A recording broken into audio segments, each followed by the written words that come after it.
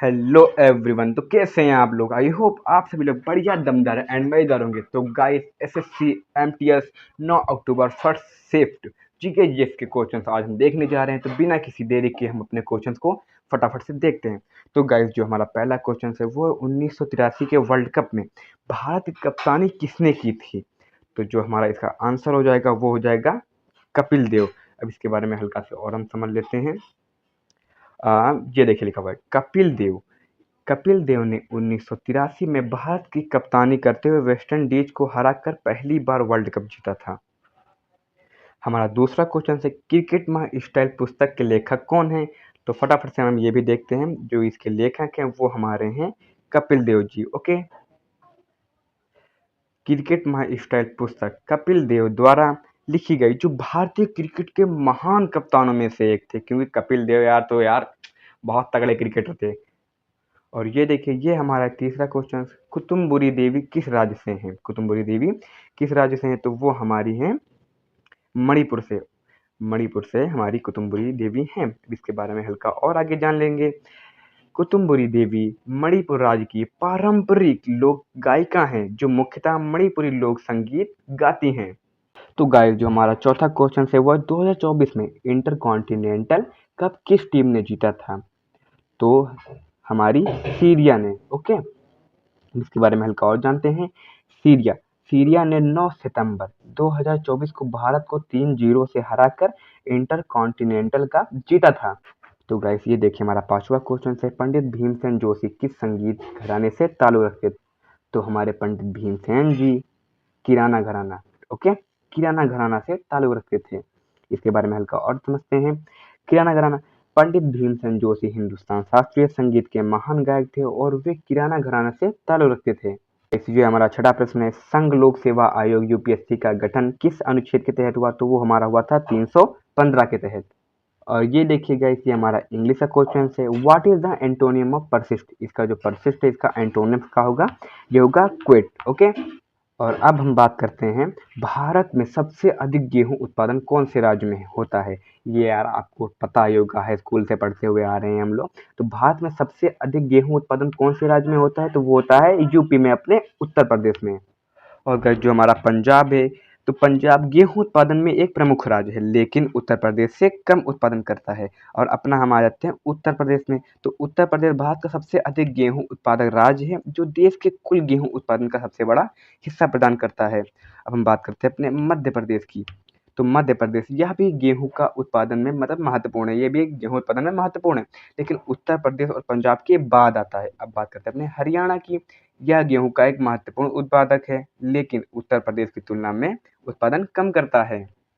और गाइस, ये देखिए हमारा अगला प्रश्न है नवरोज किस धर्म से संबंधित है? तो जो नवरोज धर्म है वो है पारसी धर्म से। अब बाकी देखते हैं धर्म किससे संबंधित हैं।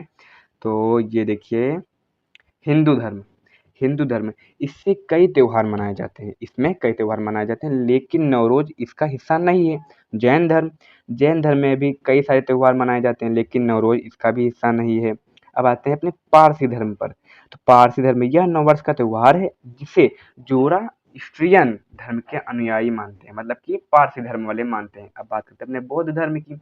इसमें भी कई त्योहार मनाए जाते हैं, लेकिन नवरोज बौद्ध धर्म को बस संबंधित ही नहीं है, मानता ही नहीं है। अब अगले प्रश्न पर अपन चलते हैं। हमारा अगला प्रश्न है रोशन माया नारायण किस नृत्य से संबंधित है? तो जो हमारा ये रोशन माया नारायण है, ये हमारा संबंधित है भरतनाट्यम से। इसके बारे में हल्का और जानकारी लेते हैं हम लोग।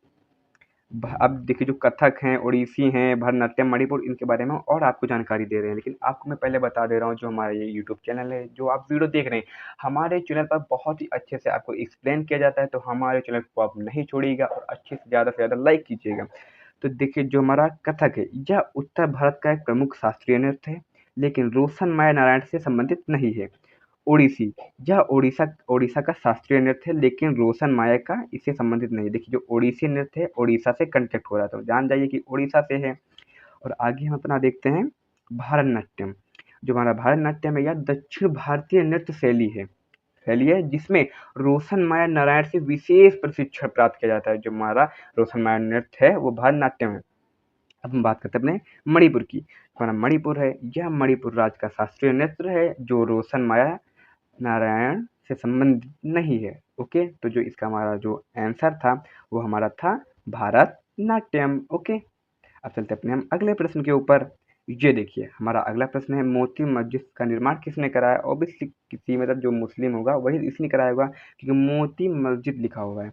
तो फटाफट से अपना देखते हैं इसका आंसर। जो इसका आंसर होगा गाइस वो है हमारे शाहजहां। ओके, और बाकी जो है अकबर या मुगल सम्राट था, लेकिन मोती मस्जिद का निर्माण इसने नहीं कराया। शाहजहां या मस्जिद का निर्माण करवाने वाला प्रमुख मुगल बादशाह था औरंगजेब। यह भी एक मुगल सम्राट था, लेकिन मोती मस्जिद का निर्माण इसने नहीं कराया था। और अब बात करते हैं हुमायूं की। हुमायूं यह पहले मुगल सम्राट था, लेकिन मोती मस्जिद से संबंधित नहीं था। तो गाइस जो हमारा अगला प्रश्न है, राज्य आपातकाल से संबंधित अनुच्छेद कौन सा है? राज्य आपातकाल से संबंधित अनुच्छेद कौन सा है? तो ये हमारा है 356। ओके, और गाइस जो बाकी हैं अनुच्छेद 352, यह राष्ट्रीय आपातकाल से संबंधित है जब देश में संकट हो। समझिएगा, जब देश में संकट हो तब है ये।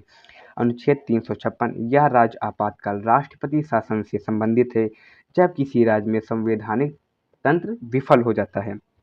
अब बात करते हैं अपने हम 360 और 370 की। अनुच्छेद 360 ये वित्तीय आपातकाल से संबंधित है जब सरकार के वित्तीय संकट की स्थिति होती है। अनुच्छेद 370 यह जम्मू और कश्मीर के विशेष दर्जे से संबंधित था, लेकिन राज्य आपातकाल से मतलब राज्य आपातकाल से नहीं था। देखिए गाइस, जो हमारा ये अनुच्छेद 370 है ये बहुत ही इंपॉर्टेंट है, तो इसको आप अच्छे से याद कर लीजिएगा। अब ये देखिए हमारा जो अगला प्रश्न है गाइस, ये है भारत का सबसे गरीब राज्य कौन सा है? तो वो है हमारा बिहार। और आगे हम और देखते हैं अपना।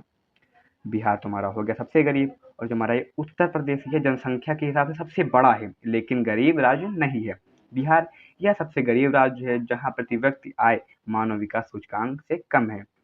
झारखंड जहाँ भी मतलब यह भी गरीब है, लेकिन बिहार की तुलना में बेहतर स्थिति में है। और ये देखिए जो हमारा मध्य प्रदेश है, जिसको हम एमपी के नाम से पुकारते हैं, यह भी एक विकासशील राज्य है, लेकिन बिहार की तुलना में गरीब नहीं है।